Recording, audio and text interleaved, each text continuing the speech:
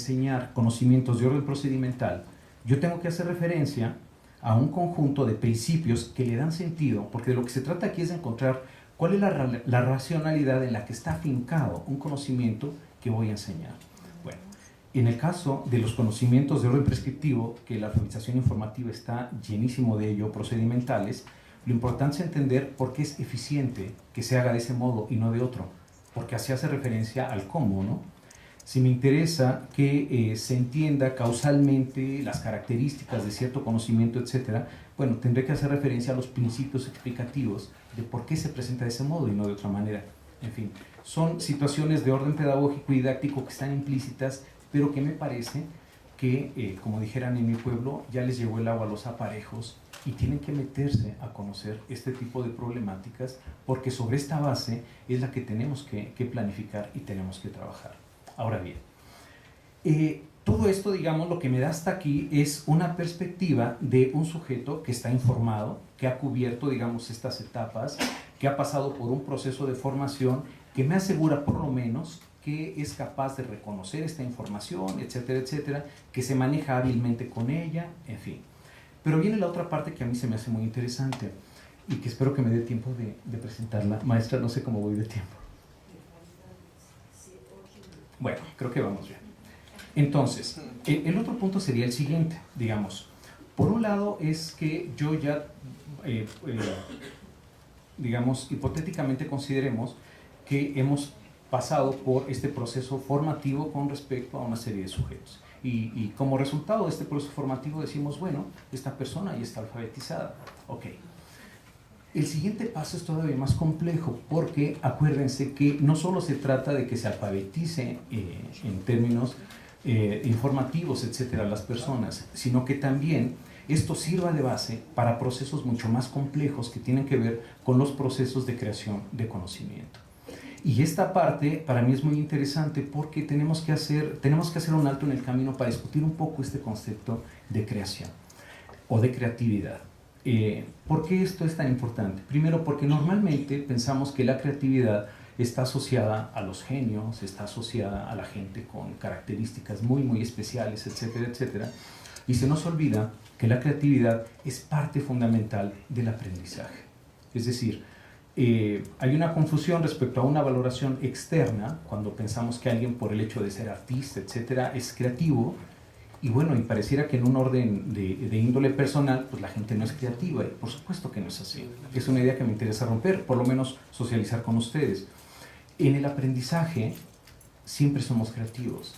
¿Por qué? Porque la construcción del aprendizaje siempre nos lleva a algo nuevo, algo que no poseíamos, que esa es, digamos, la principal virtud del aprendizaje, pasar de un estado de menor conocimiento a un estado de mayor conocimiento, pero sobre la base de su construcción.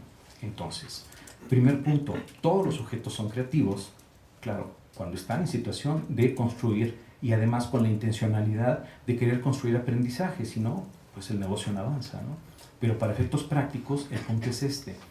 El concepto de creatividad me llevó, por supuesto, a decir, bueno, ¿y qué entendemos por creatividad? Y en efecto, el diccionario van a ver que se refiere a capacidad de creación, y luego vean cómo lo dice el diccionario. Obra de ingenio, de arte o artesanía muy laboriosa o que revela una gran inventiva. Quizás nuestro primer pensamiento a quienes son los seres más creativos y más espontáneos del mundo, bueno, pues verán ustedes ahí a dos nenas que están sonriendo. Les cuento rápidamente. Fui a una comida y entonces veo que esta nena que está aquí va y agarra del bolso de su mami una crema. Y entonces la niña tenía una destreza, y esto lo quiero señalar, sabía apretar perfectamente bien el tubo de la crema. Entonces agarra el tubo de la crema, se lo vacía en la mano y después se lo empieza a poner en la cara. Van a ver a la otra nena, no sé si se alcanza a percatar ahí. La niña está sonriendo y claro, tengo otra foto donde la sonrisa es mucho más amplia, pero ya no se ve la niña batida de crema. Ustedes pueden decir, ¿esto es un acto creativo? En mi perspectiva, sí. Y aquí hago énfasis en otra cosa. Primero, parte de una destreza. Es decir, la creatividad no se da de modo, digamos, ajeno o de modo externo al sujeto. Forma parte del sujeto, pero una vez que se tiene el dominio de ciertas destrezas. No antes, no después. Bueno, después, claro, con mayor razón. Pero no puede haber que no haya una base, un soporte de conocimiento, por lo menos procedimental, para hacer algo, a partir del cual se genere la creatividad. Entonces, bueno, nosotros vemos aquí a esta nena haciendo esa diablura y más, ¿no? Luego tenemos el caso extremo, ¿no? de un artista, y que aquí lo valoramos absolutamente como artista, y decimos, claro, es una obra de arte, es una obra creativa, etcétera, etcétera. Y en este asunto también yo vuelvo a hacer hincapié en la destreza que requiere esto. Destreza para que, bueno, pues para el manejo de perspectiva, de formas, de una serie de elementos, no soy el más capacitado para expresarlo, pero que debido a la valoración social que tiene también, porque acuérdense que esta vida está llena de normas y de estándares con los cuales no se evalúan, alguien coincide que esto en efecto se trata de una obra de arte, ¿no? Veamos otro caso. Quien ha estado en el centro de Chicago sabe que hay una biblioteca bellísima, que es la biblioteca pública del centro de Chicago, que es verdaderamente hermosa.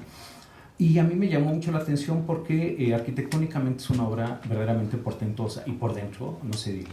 Bien, ¿qué observamos aquí? Bueno, un trabajo, insisto, arquitectónico de primer orden, pero un trabajo arquitectónico que se parece mucho a los bibliotecarios, fíjense. ¿Por qué? Porque igual se trata de una serie de competencias procedimentales que tiene que dar respuesta a una serie de problemas y necesidades absolutamente básicos. ¿De qué? De estética, de funcionamiento, de eficacia de servicio, etcétera, etcétera, etcétera. Entonces vemos distintos grados de creatividad, pero insisto, todos ellos parten de unas destrezas importantes. Ahora bien, dentro de las cosas que me interesa señalar, yo creo que posteriormente tendremos oportunidad de hablar más sobre ello, es que esta creatividad siempre va a estar asociada, y por supuesto también nuestros aprendizajes, a sistemas de valores. Sistemas de valores que siempre se derivan en estándares, y siempre tenemos estándares para valorar epistémicamente cuando algo es digno de considerarse conocimiento o no. Siempre tenemos estándares para valorar cuando tecnológicamente algo resuelve problemas o no. Tenemos estándares para valorar cuando algo tiene impacto social o no, etcétera, etcétera, etcétera, etcétera. Es decir, asociado a la creatividad y al aprendizaje, siempre vamos a tener un conjunto de referentes y de valores a partir de los cuales nos movemos.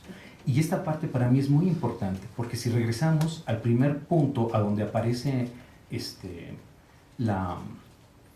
aparece toda la cadena del ciclo de vida, vamos a ver que siempre se está diciendo que se valore si se cumplió o no, que se valore si se conoce o no, que se valore, etcétera, etcétera, etcétera. Entonces, hago todo este recorrido para decirles que va a ser verdaderamente imposible que completemos bien el trabajo de orden de alfabetización si no enseñamos junto o dejamos de lado, junto con aquello que queremos que aprenda el sujeto a hacer, los estándares en los cuales estándares de valoración en los cuales se finca este trabajo. Si esto se deja de lado, siempre va a ser una parte que se queda a deber.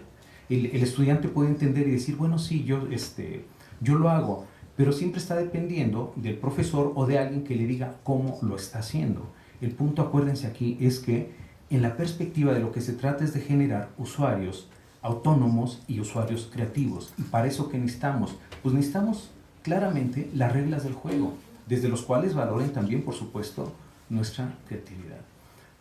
Maestra Almada, me estoy robando nada más un minuto más, se lo juro, y ya termino.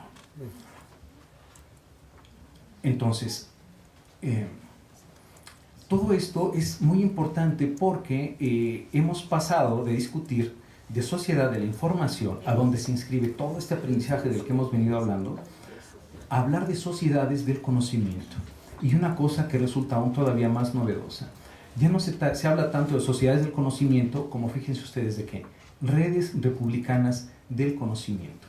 ¿Por qué? Porque parte de una perspectiva en la cual de lo que se trata es de construir esta democratización progresiva del conocimiento. Es decir, entendiendo el conocimiento como un bien público. Y para eso necesitamos todo ese proceso antecedente. Termino con esto. Dice un autor que yo admiro mucho, que se llama Ludwig Wittgenstein, un filósofo muy importante. Tiene dos pensamientos que para mí son maravillosos. Dice, También en el pensar hay un tiempo de sembrar y un tiempo de cosechar. Yo creo que el tiempo de sembrar se refiere a este tiempo en el cual estamos haciendo todo este trabajo de alfabetización informativa, donde el estudiante aprende los valores implícitos en la construcción, digamos, honesta del conocimiento, etcétera, etcétera, etcétera, etcétera, y una parte creativa que está asociada a la cosecha en términos de diferentes expresiones con diferente valor. Pero después enfrentamos otra cosa que también es muy importante y que aquí depende del trabajo que todos individual y colectivamente hagamos. Y dice el mismo autor, querer pensar es una cosa y otra tener talento para pensar. Yo creo que el trabajo todavía más importante que tenemos enfrente, no solamente como bibliotecólogos, sino también como gente que contribuye a los procesos de aprendizaje, es impulsar este talento para pensar y no nos quedemos únicamente con la intencionalidad del querer pensar. Bueno, esto era lo que les quería decir. Muchísimas gracias por su atención.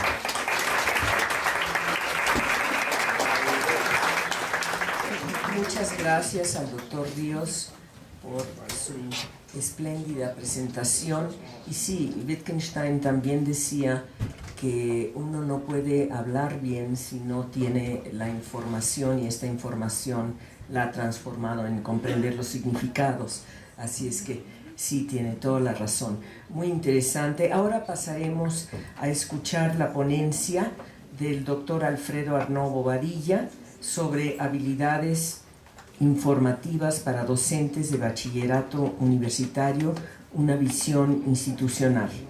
El doctor Alfredo Arnau Bobadilla es licenciado en Letras Francesas por la UNAM, maestro en Literatura Mexicana por la Universidad Veracruzana y doctor en Letras Mexicanas por la UNAM. Se ha desempeñado como profesor de francés y literatura en la Universidad Veracruzana, en el Instituto Superior de Intérpretes y Traductores, en el CELE de la UNAM, la Facultad de Filosofía y Letras y el Colegio de Ciencias y Humanidades, también de la UNAM.